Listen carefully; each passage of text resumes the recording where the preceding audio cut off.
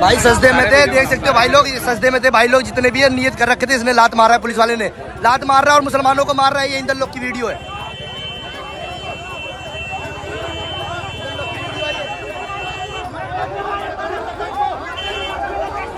Delhi police के एक एहलकार की जानिब से सड़क पर नमाज अदा करने वाले नमाजियों को लातें मारने की वीडियो मंजर आम पर आ गई है। कांग्रेस से ताल्लुक़ रखने वाले भारतीय रुकन पार्लियामेंट इमरान प्रताप गढ़ी ने समाजी राब्ते के प्लेटफॉर्म एक्स पर वीडियो शेयर करते हुए लिखा, ये एहलकार बुनियादी इंसानी उसूलों से भी नावाकिफ है। आखिर उसके दिल में कौन सी नफरत भरी हुई है।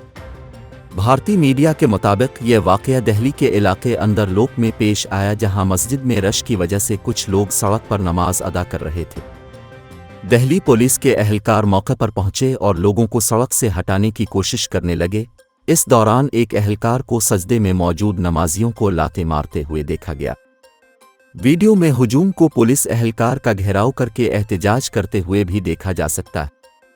भारतीय मीडिया के मुताबिक पुलिस के एक आला अफसर ने अपने बयान में कहा है कि वाक़ये की इंक्वायरी शुरू हो चुकी है।